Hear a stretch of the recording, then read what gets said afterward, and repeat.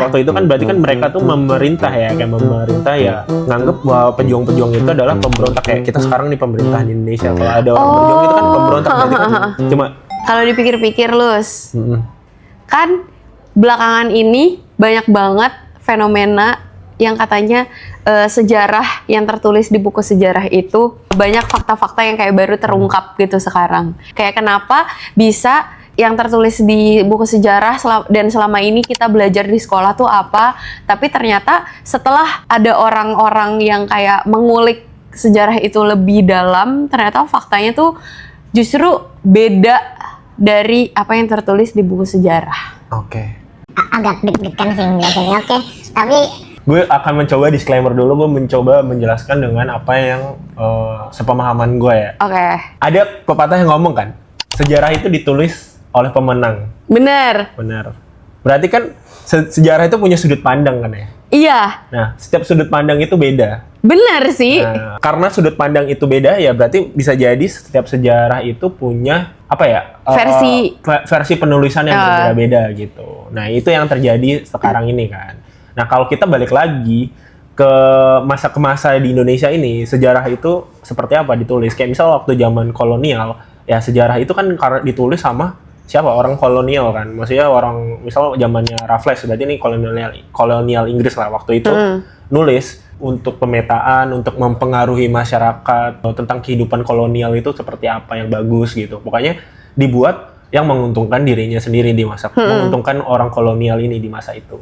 Dan selanjutnya setelah mau kemerdekaan atau pasca kemerdekaan ya dibuat dengan tujuan untuk membangkitkan semangat patriotisme masyarakat di situ, terus untuk menyatukan mempersatukan bangsa gitu kan, kayak kita dari masing-masing daerah gitu yang berbeda-beda kita dipersatukan gitu. Setelah itu misal Orde Baru, nah Orde Baru ini ada beberapa hal itu dibuat sesuai dengan perintah gitu, kebutuhan pemerintah, sama kayak masa kolonial itu tadi, tapi Orde Baru ini ada beberapa hal itu sejarah itu ditulis ya dengan indikasi untuk citra atau suatu hal pengendalian gitu. Kayak misal dulu isu PKI, isu politik apa ya udah mulai politik ya, isu PKI, peranan ABRI gitu zaman itu. Nah, di buku sejarah itu ditulis seperti itu. Mungkin bisa kembali lagi ke pepatah yang awal tadi gitu. Setelah pasca reformasi, setelah reformasi sampai ke sini, harusnya penelitian atau penulisan sejarah itu sudah ditulis dengan kaidah-kaidah yang semestinya. Sebenarnya kalau nulis sejarah kan itu tadi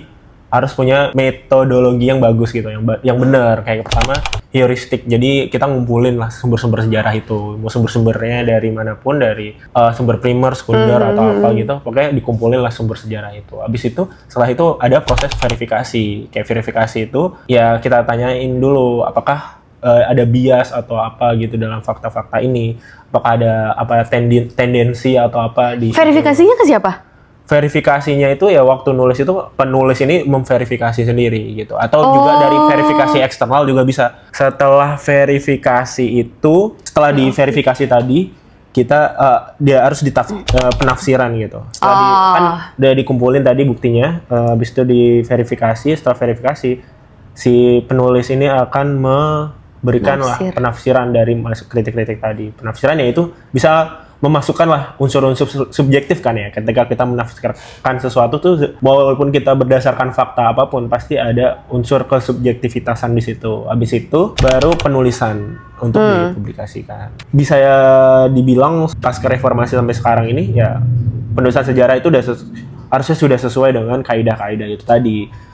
Mungkin makanya banyak sejarah baru yang bisa dimunculkan lah gitu. Karena kembali lagi sebelum reformasi kan, masa Orde Baru. Nah, itu ada yang kita dari 4 tadi langkah-langkah itu tadi ada yang dilewatkan lah, mungkin verifikasi karena terlalu ini ke tendensius ya pemerintah untuk membuat sejarah itu gitu. Tapi karena kita ngomongin sejarah itu tadi banyak versi dari sini dibuat pemenang ya, kita nggak bisa ngomong sejarah itu benar 100%. Ya, itu tergantung dari sudut pandang dan penulisnya juga. Sebenarnya tadi kan ada penafsiran itu tadi. Kan kalau nggak salah di Belanda, beberapa orang Belanda pun nggak tahu kalau misalnya dia tuh pernah ngejajah Indonesia. Benar. Kan. Waktu itu kan berarti kan mereka tuh memerintah ya, kayak memerintah ya nganggep bahwa pejuang-pejuang itu adalah pemberontak, kayak kita sekarang nih pemerintahan Indonesia. Kalau ada orang berjuang itu kan pemberontak, berarti kan cuma mungkin kayak pahlawan itu cuma dua hal, dia penjahat atau pahlawan. Kalau Bener di sih. dindingnya dia pahlawan, tapi kalau di sudut pandang orang lain dia adalah penjahat gitu Bener. ya. Nah, kalau yang kita tulis adalah yang kita tulis dari sudut pandang Indonesia, kita nganggap mereka adalah Penjajah. penjajah Ya. gitu. Tapi karena mereka kan datang ke tempat kita.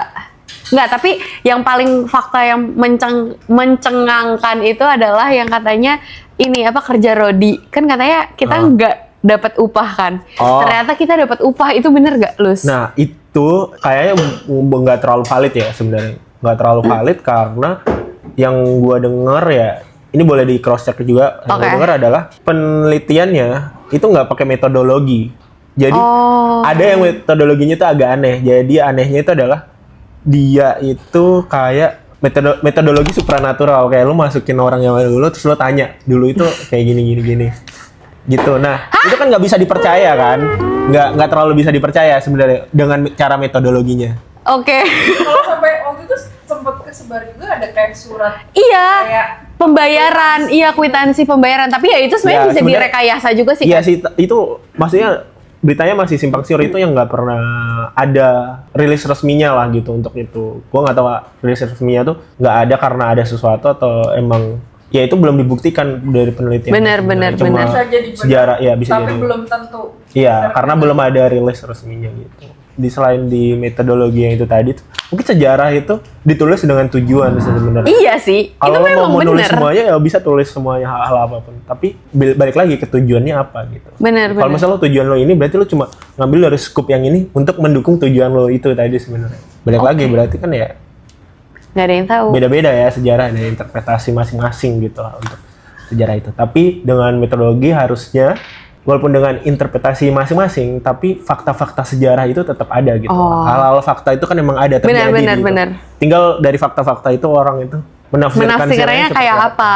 Karena dari satu fakta aja, bukan cuma penulis ya, yang menerima fakta itu aja kan bisa beda-beda kan. Kayak lu nangkepnya apa, ntar kalau penulis A nangkepnya apa gitu kan. Oke, nah Apa itu? apa itu?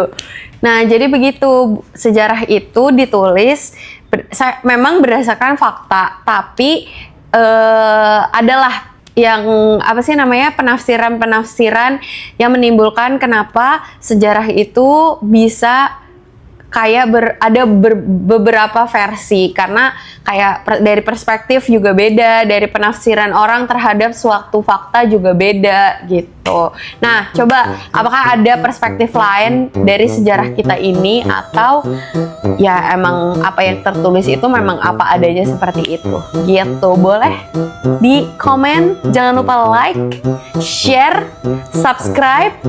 Tolong subscribe ya, subscribe. Biar kita bertahan. Oke, sampai jumpa. Sampai jumpa. Bye-bye.